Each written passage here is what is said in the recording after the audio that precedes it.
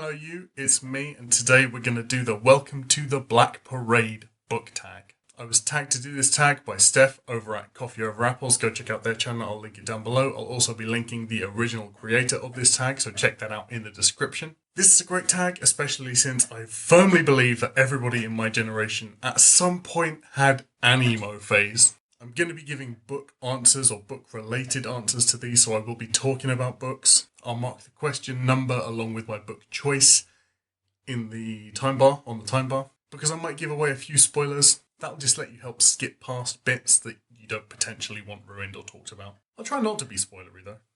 I'll try my best. So let's jump straight in. Question 1, The End. Your favourite last book in a series. Iron Council, without a shadow of a doubt. This is the third book in the Baslag trilogy by China Miéville, which are stories set in the same world, involving very different casts of characters in each book. The way Book 3 brings the whole series to a close, resolves a conflict that was sort of in the shadows for Book 1 and Book 2, that you didn't even know was going to be a series culminating event.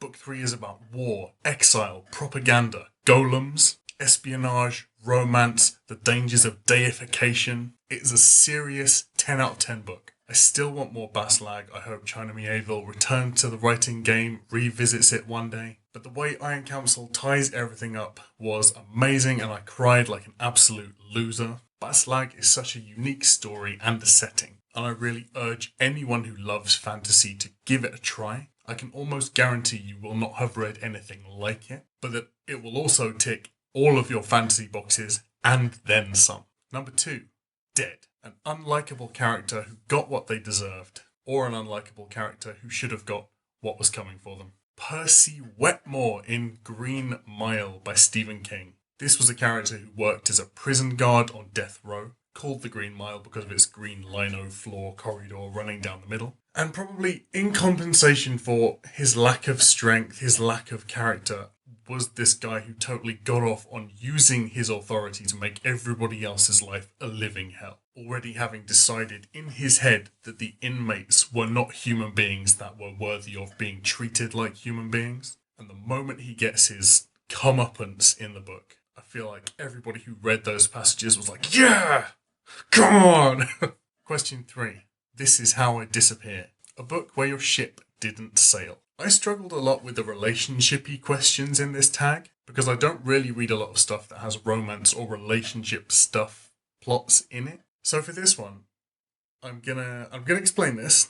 I'm gonna say Rosemary and Sissix from The Long Way to a Small Angry Planet. But, full disclaimer, I am glad my ship didn't sail. It's a human woman, Rosemary, and a reptilian, an Andrisk called Sissix, who comes from a culture, a species where physical contact and touch are very important. And they get into a physical relationship, but are both very mature about it and open about what it means for them, what they expect from it. I'm glad it went that way rather than being a couple in a relationship, and they had the ability to have that discussion about the difference between love and sex, which is a discussion that doesn't happen a lot in books. Number 4, The Sharpest Lives. A character who is a party animal, or a character who uses humour/drinking, etc. as a bad coping mechanism. Paul, from Paul Takes the Form of a Mortal Girl by Andrea Lawler. Paul is this character who can change physical sex at will,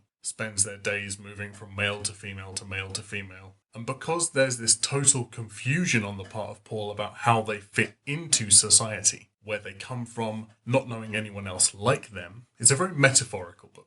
The exclusion leads to them desperately trying to find companionship through sex, trying to numb the nagging questions in their head through drinking, through drugs, often through violence. I thought Paul was such an interesting, well-written character, and large portions of the book you're just watching their life spiral down the toilet, and you totally understand the reasons. 5, Welcome to the Black Parade. A book that convinced you to join the fandom.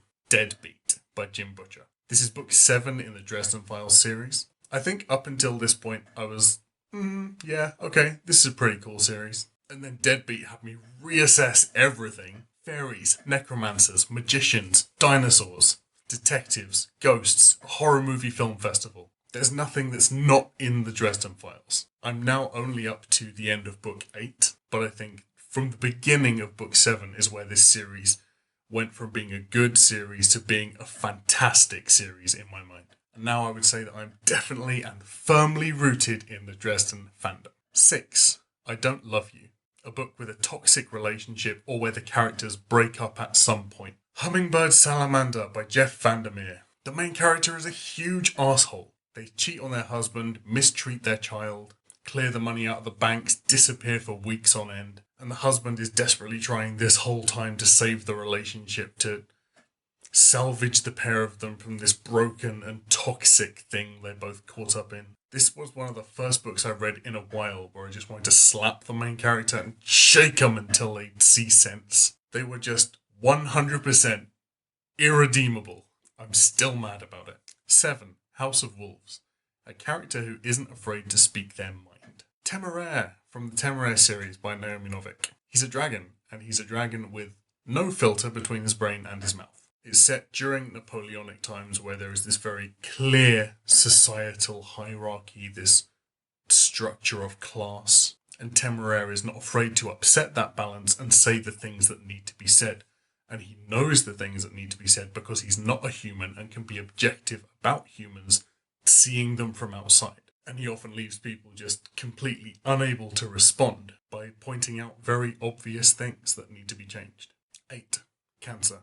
A book about illness or a book about a character coming to terms with a terminal illness. This isn't technically terminal illness, but I feel like it very much fits the vibe of the question, and that is Flowers for Algernon by Daniel Keyes. It's about a drug being tested that increases animals' mental capacity, mental faculty, and it being tested totally unethically on a janitor who works at the testing facility who is mentally retarded. He gains the mental faculty of an average human and then goes above and beyond.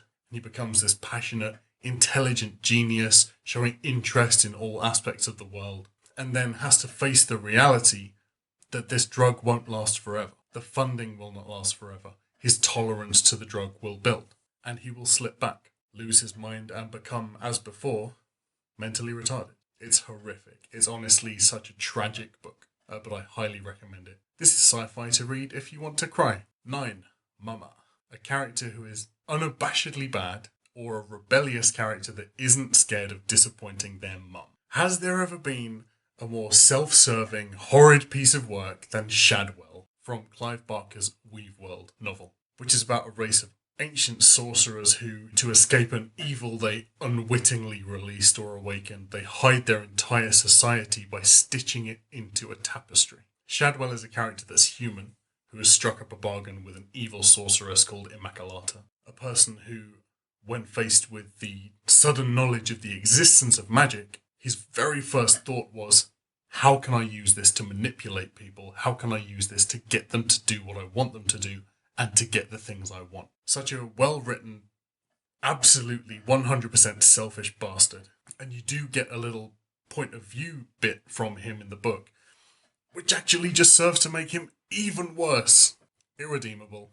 10. Sleep. A book about dreams, or where dreams play an important role. The Dream Thief by Maggie Stiefvater. This is book 2 in the Raven cycle and revolves around Ronan, a character in the series who is something called a Grey Warren. These are people who can fall asleep, dream something, hold on to it, and then when they wake up, pull it back into reality with them. I feel like a lot of people probably won't want this series spoiled, so I can't really tell you a huge amount about it, but there is a scene in this book where 2 Grey Warrens meet and fight, and it is honestly one of the most chilling and intense scenes I've ever read in a YA book. 11.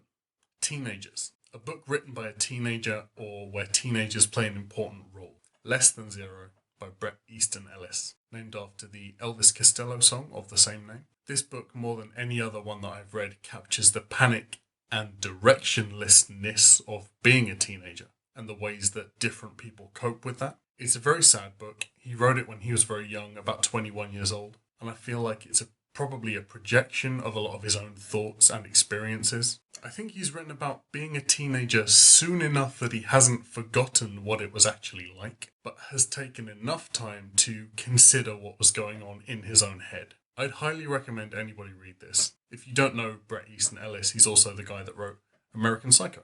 12. Disenchanted. A character who is a musician. Natasha Karadžian from China Mieville's book King Rat. This whole book is a dark urban fantasy that revolves around the music scene in London in the 1990s. Natasha is a DJ and a musician who writes this groundbreaking electronic junglist club music and is really moving up in the scene, becoming a well-known name. There's so much in this book about collaboration in art, about new art versus old art and the value of each, and how subjective each piece of art is to anybody that sees or listens to it. Also, the villain is the frickin' Pied Piper of Hamelin. This book is insane. Seriously, just go and read it. If you're a musician, if you're an artist, if you're from London, or you love the city, if you're a dark urban fantasy, or just a fantasy fan, a magic fan, this book is for you. 13. Famous Last Words. A book that saved your life, / you read at the perfect time of your life, or a character who inspires or motivates you. The Silent World by Jacques Cousteau. This is a book about groundbreaking science at the time, exploration of previously unknown parts of our world through the invention of the aqualung. It's written by an inventor at a point before this technology became accessible. So his main goal, I think, was to convey the beauty of an environment that he knew most people would never get the opportunity to see. I read this while I was studying for my degree. I think it really increased my passion for what I was doing. And I'd say, even if you don't care about this area of science, read this because it's a beautiful book. 14. Bonus question, Blood. Just going to casually plug Brian Lumley's Necroscope again. The best vampire book anybody has written in the history of vampire books. It's the freshest, most original take on vampires I have ever read in my life, and also manages to make them and keep them scary. This book is about magic, about vampires, about necromancers, about the secret war raging between the branches, the psychic branches of MI6 and the KGB. It's a long series, it's over 10 books, but once you've read book 1, you will be hooked. Best vampire series. Go, read it. If you are a vampire fan and you haven't read this, what have you been doing with your life? So that's all the questions. I'll write the questions down below, even if you're not tagged in this, which I will tag a few people. I'll tag their names down below. Just do it. Steal the questions. But make sure you credit the original creator, who I will also link underneath. So thanks for tuning in for the Black Parade book tag. Don't forget to join our Interstellar Book Club if you like sci-fi, which I'll link down below. Follow me on Twitter and Goodreads, which I'll link down below. I'm on Readerly too. My @ is Max. Like and subscribe for more single book reviews, and I'll see you soon for the next one. Bye.